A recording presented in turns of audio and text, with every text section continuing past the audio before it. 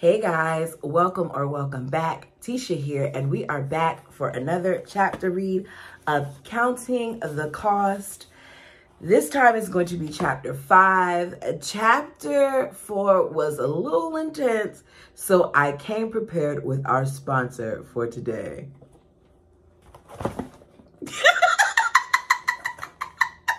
Kleenex with lotion, just in case, because boy, oh boy, did I feel terribly for those young ladies last episode. So let me know how you all are feeling so far about the book as we proceed to chapter 5, Tearing Apart. Do you still want to go?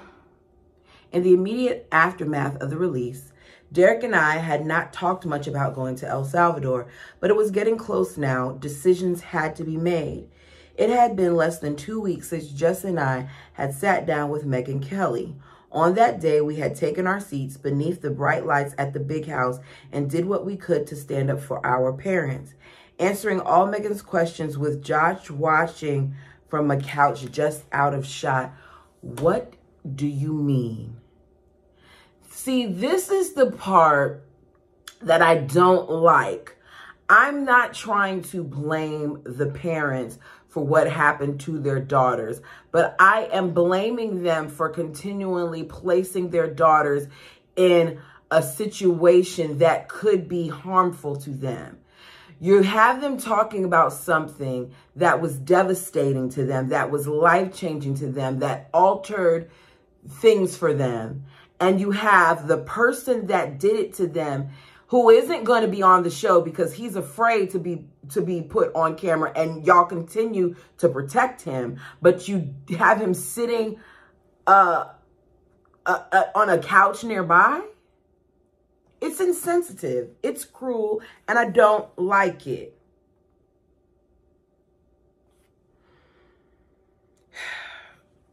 It was like having a bandage ripped off a deep open wound. It was agony, so painful that I didn't really pause to ask why Josh was allowed to be there in the first place. Thank you, Jill, because that's what I'm trying to figure out. Why is Josh there if he's not on TV?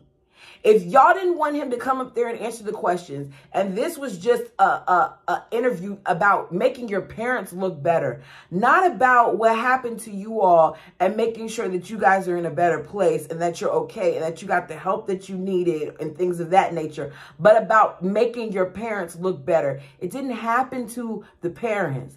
It happened to, from what I understand, based on what's in the comment section by Lisa, it happened to 5 girls, 4 of whom were his siblings and 1 of whom was a babysitter.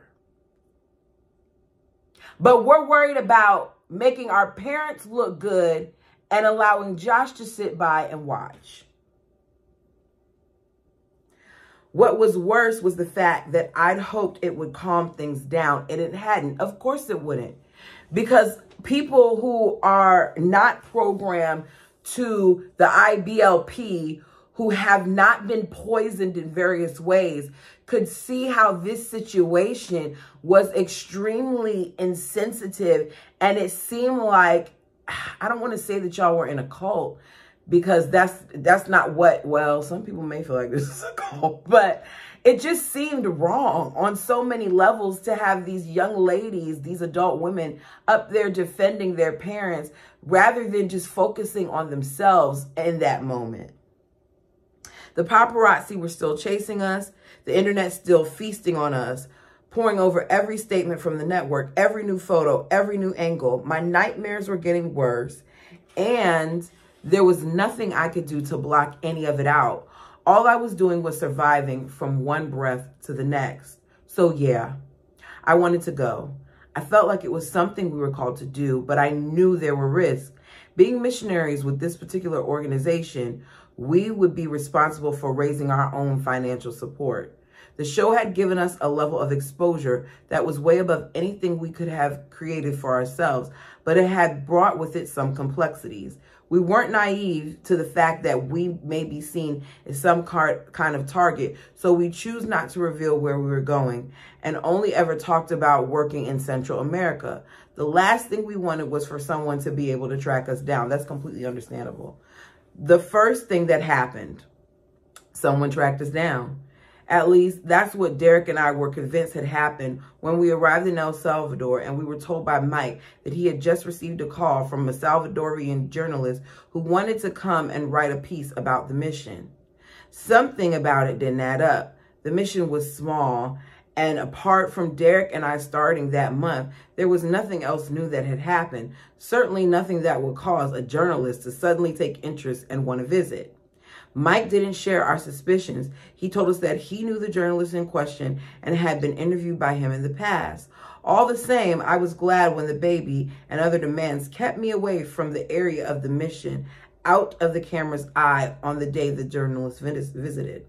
A few days later, when the Sun posted a grainy picture online of Derek at the mission, alongside a story about how we fled Arkansas and how they tracked us down in El Salvador, Mike apologized. It was kind of him, but it was too late by then. The piece hadn't just named the country we were in, it named the mission itself.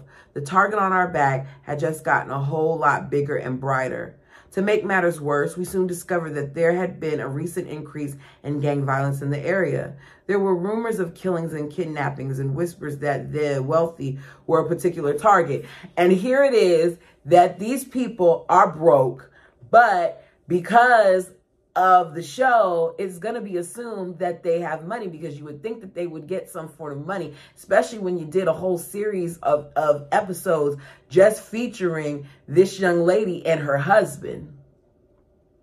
Despite the ever-present fear of what might happen if we got caught up in the gang violence, life in El Salvador had its good parts. We stayed on the mission property while a mission multi-purpose house was being built overlooking a valley that was densely packed with banana trees and a whole bunch of other jungle plants I didn't recognize. I divided my days between caring for Israel and running groups with local women and girls. We had no AC, no Wi-Fi, intermittent electricity, and an army of fire ants that were desperate to take over the kitchen. It took some adjusting to, but growing up in a large family, I had learned to be patient, and I'll always have everything I ever wanted. Thanks to the show, we lived well for years, but I didn't mix the luxuries. It felt good to figure out how to do laundry without all the usual appliances, and how to clean food while being careful about the contaminated water. Let me tell you something. She's talking about it felt fun to do laundry without all the major appliances. No, ma'am. No, ma'am. I did some laundry before with the washboard and stuff and had to wring it out and hang it up on the line and do all that stuff. No, that doesn't sound fun to me at all. Arkansas and being part of a filming family felt just a little further away, and I was grateful for a little more space. The show still had a hold on us, and a lot of time was taken up with emails, conversations, and a lot of filming on our own. But the location and the rhythm of life made it easier to cope with the filming requirements that had remained with us, for which we had to make the occasional trip back home. So they're not getting paid, but they are expected to continue to film for the show that they're not getting paid for. Whenever we could, we savored the moments of the calm that this simple life brought us. I was grateful, too, for the opportunity to see Derek in a mission mode once again. He thrived on the work, and I was sure that I'd never seen him so peaceful or so content as when he was sitting on the back balcony looking out over the valley with his Bible open on his lap and his notebook ready beside him. This is a picture of Derek and baby Israel in 2015 and Jill. The baby looks so cute. And then this is them in El Salvador with the filming crew there, of course. Okay. Derek didn't look so peaceful or content the day he connected to Wi-Fi and logged into Twitter. Hey, babe, I just read something about Josh, he said. People are saying that he's been caught logging into some website called Ashley Madison for people who want to have extramarital affairs. I Googled it, and there are a bunch of tabloids running the story. I felt my heart plunge into my chest. But I decided to play it differently this time, to be active instead of passively waiting for the story to emerge. I wanted to know the truth, so instead of ignoring it or waiting for my parents to tell me what was going on or trying to get information through the grapevine from my siblings, Derek and I decided that it would be best if I text Josh right away. Okay, girl, your brother is a liar and a deceiver and a manipulator and a pervert, and you want to text him to find out what's going on, like he's going to be completely honest. He's still lying about stuff now. I wanted to hear directly from him to know whether there was any truth to the rumors. I got no reply. A day or two later, Mom called. It's been devastating for Anna and the kids. You know their mom's voice. I'm trying to do it.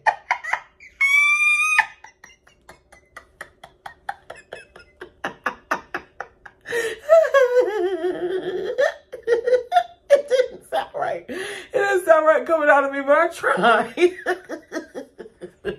Okay. She said, and I can hear the same worry, frustrated tone that she had used in the Oklahoma cabin just a couple of months earlier. She told me that the rumors were true, that Josh had confessed that he'd been addicted to pornography for years and that he had paid to join a social networking site for people wanting to cheat on their spouses. By the time the call ended, I felt just as wary, just as mad as Josh, as the whole situation as mom. And the whole situation as mom. This time, it was up to me to share the news with Derek. What happens now, he asked.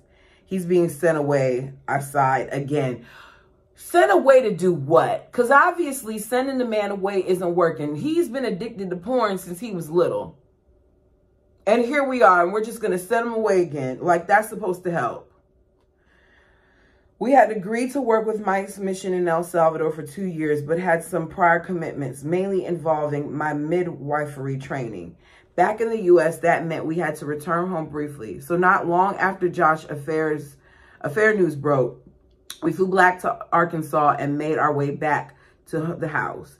It was fall, a season filled with so many great memories of home. Trips to Silver Dollar City, our favorite theme park, and long games of Bible charades at home, where one older sibling would lead 3 or more little ones into reenacting anything from David and Goliath to the stoning of Stephen. We had so much fun back then, but when we returned from El Salvador, the big house felt different to me. There was no Scott, no TV cameras, no visitors sitting with Pops in his office. The big house had lost its usual buzz of excitement. It felt somber. Mom looked tired because y'all knew, they knew that them losing this TLC thing was an issue to them. I don't really feel like these parents were as concerned about Josh and everything as the optics and the money. I think that was their major concern. And they try to use this whole mission to the gospel thing as an excuse for what really is greed of money. A lot of my siblings looked stressed, but that evening when we joined the greater Duggar family for a Bible time in the living room, Pops had some news to share. Hey guys, he said after we greeted each other, hugged, and everyone had made a fuss over Israel. I just talked to Josh and the guy who runs the place where he's staying. He seems to be doing good. He's been working in the kitchen, and the guy who runs the program says he's doing really well. He said he's been like a role model for some of the others and that he's their best person there. Of course, because he's been playing like he's a good guy his entire life. Do you not think that he won't be able to do this there at a program? Why are we always pumping Josh up like he's just this upstanding individual when we know what we know about him, huh? Why does her father always do that? I don't like that man. Mom had told me about the program, a Christian-run rehab center in Rockford, Illinois. I knew nothing about rehab, but it sounded better than sending him away to work construction. Excuse me. Y'all, I'm sorry. I'm trying to, if I yawn, to not show you all because I know I pass it along and I don't want to pass it along. We had some trouble getting him up there, said Pops. The paparazzi were trying really hard to find out where he was going. They even tracked the tail number of his flight. But at least we got him in there without him being seen. The guy who runs the program said they had some photographers show up at the open chapel looking for Josh, but the staff there have been very kind to us and they were able to find a way to keep him out of sight. So I'm wondering who paid for this, because my guess is the family money paid for it, which means, once again, money that could have been going to the actual other children is going to Josh. Because, you know, he doesn't just take care of his legal fees, but he also takes care of things like this as well. I just wanted to update everyone, as we're happy to receive a good report, and we pray that God continues to work in his life while he's there. The conversation changed soon after that, but I was left with his words ringing in my head like a bell. Though I love my parents, and it made a lot of sense that they would want to protect and care for their child, I couldn't help but think about the lengths that Pops had gone in order to guard Josh's privacy and keep him from being publicly humiliated. Yes, girl, see it for what it is. Because he didn't have a problem parading you and Jessa on that couch to talk about the things that you all went through and how your parents are just these great people. And Josh sat off to the side, not being photographed when y'all took the picture, not being shown on TV, not being followed by paparazzi, even though he quite enjoyed being followed by it, because remember, he was smirking the last chapter. But here he is trying so hard to protect Josh, where he could care less about his daughters and what they went through. I mentioned this to Derek, and he said that he had noticed the same thing. The feelings grew stronger within me, and by the time I went to bed, I felt sick to my core because she suppressed those feelings for a long time, because she always put everybody else before herself and what she needed. And her body was hurt. When the In Touch story broke, all I had wanted was to be protected. All I had wanted was to have privacy and space to grieve without feeling the weight upon myself to fix the situation. I knew that in time, we were all going to do what we could do to fight for justice in the legal system that had failed us, initiating a lawsuit against the magazine and the people who were behind the illegal release of my records. I also knew that my dad would fight hard too, and I was so grateful for that support. But back when we sat in that cabin discussing the show, what I really wanted for Pops to say was, no, we're not going to put you on Fox News. I'm going to do everything I can to keep you girls out of this. We are not concerned about the future of our show anymore. I wanted my daddy to stand up for me in that way. Had he known that, would he have done something differently if I'd spoken up? I had no idea. No, he wouldn't have. I spent so much of my life listening to the IBLP teaching on the umbrella of protection. When I needed it most, it had failed me. It felt as though I, as a woman, was expected to do all I could to protect Pops and Josh. Nobody appeared to see it differently. And she's right. And I'll be honest, I feel like even if she did speak up, he would have still wanted them to say something. Because he didn't waste any time to worry about going to Fox News and doing that interview. He didn't even give it time to die down before he threw his daughters to the wolves. We were back in the U.S. for a few weeks. And during our stay out there, we spent plenty of time over at the big house. It was good to be with family, especially without the presence of TV crews for just a few weeks before things picked back up full force.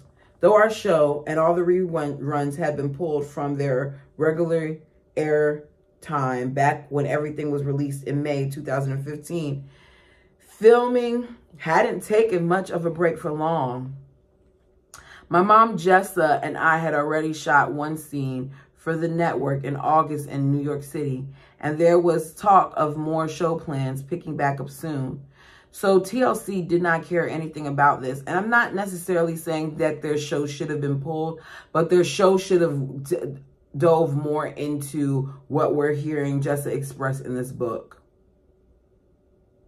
In between studying for my upcoming exam, we were very busy catching up on doctor visits as well as continuing to raise support and meeting with people to update them on our ministry. For a while at least, it felt like a normal family. But normal families don't have family meetings where execs from a TV network roll up and pitch the idea of starting a new show. That's what happened one day in mid-September when we were back home. Pops introduced the network guys, and I recognized the girl who spoke first. I've seen her at various media appearances, and most recently, the Megyn Kelly interview. She might have been at my wedding, I wasn't sure. With a guest list of 2,000, it was impossible to keep track of who had it been there. So let me get this straight. Hold up.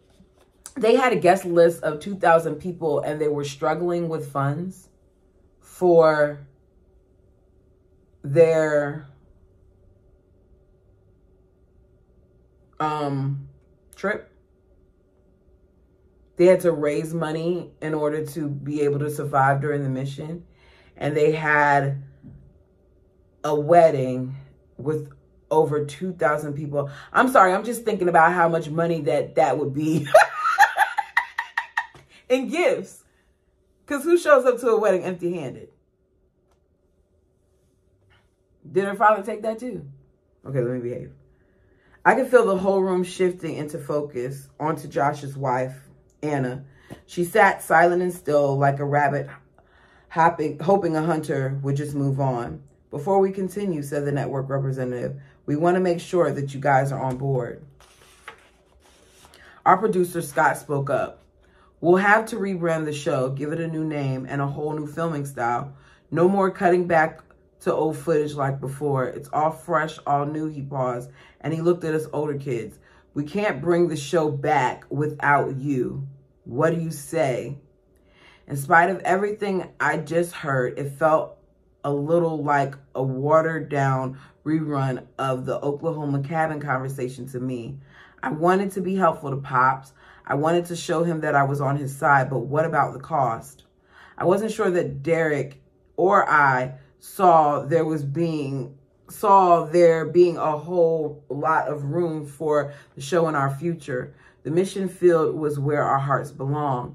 My siblings were taking it in turns to voice their support and agree to the new show. When it was time for Derek and me to speak, he said that life was complicated for us now, that we were in El Salvador. It's dangerous down there, he added. If we draw too much attention to ourselves or the mission, it could cause problems. We want to help, but we made it clear that our involvement would look differently now. We would be gone again soon, and this time when we return to Central America, per our commitment, we would not be coming back to the States at all for several months. If they were going to have us on the show, they'd have to be flexible and creative, especially as they were thinking of calling it Jill and Jessa Counting On. So Jill and Jessa Counting On, because those were the two that came out, but there were other siblings that this was done to.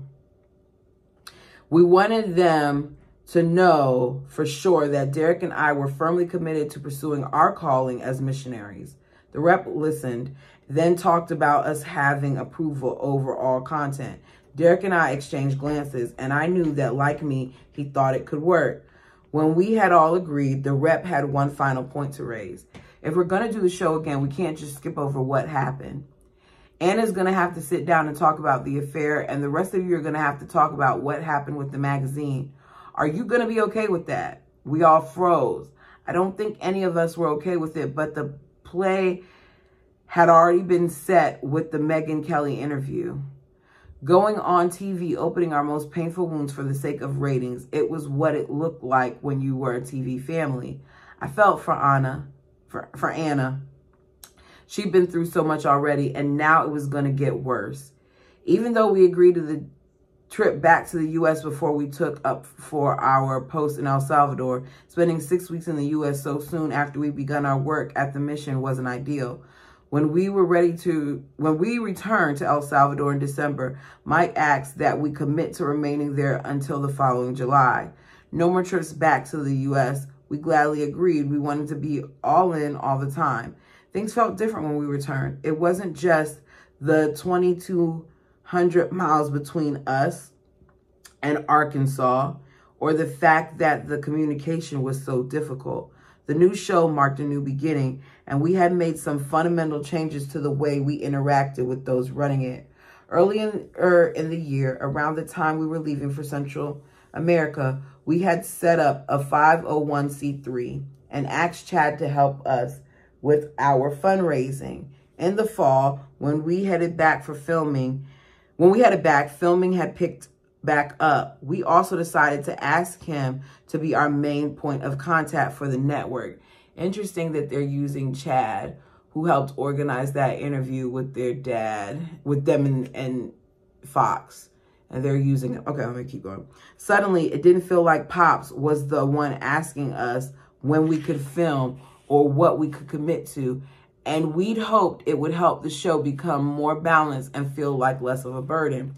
With Chad on our side, we hoped that we might be able to avoid some of the emotion when it came to negotiating our involvement with the show. For a while, at least, I felt optimistic. Maybe the commitment would be manageable and the show would give Derek and I just enough exposure to continue raising the funds we needed to remain on the mission field. There was one more reason things felt different. In the short time we had been away, the gang situation in El Salvador had gotten even worse. There were a lot more police on patrol in the capital, San Salvador, and in our little village, some of the shops and houses had started hiring armed guards.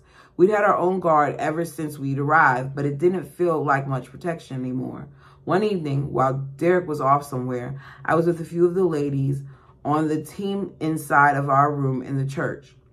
It was quiet and remote where we lived, so we all heard this single gunshot that echoed across the valley. We froze. It was close. When the second shot rang out soon after, we panicked. Two of the older moms hurried me into a closet, and as I squatted on the floor with Israel pressed close to me, I listened to the sounds of feet scurrying around as the others found places to hide. Minutes passed. It was hot in the closet. The air was stale and lifeless. I listened hard, but there was no sound coming from the other side of the closet door. I had no idea whether that was a good sign or not. My heart was screaming in my chest, the sound of blood in my ears almost deafening. I wanted to call out and see what was going on, but it was a possible kidnapping. But if it was a possible kidnapping, our survival depended on us going undetected.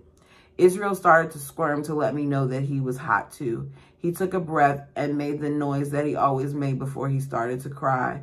I fed him, desperately hoping that it would work. After about 10 minutes, someone gave the all clear. One of the guards at the other end of the property had been showing off and had let a friend fire his gun. At first, I was relieved. Then I was annoyed that the whole thing had been caused by someone acting so foolishly. As the sky grew dark, I was worried. That night, for once, my nightmares weren't set in a dark Arkansas bedroom. Shooting off a gun just to shoot it off is so dangerous. Please, if you're going to do it in the right setting, which is like, I don't know, a gun range, or if you're somewhere remote where there's not a whole bunch of people around, and I mean like no houses, no buildings, no, because so many different accidents happen from the improper usage of guns. Just, ugh.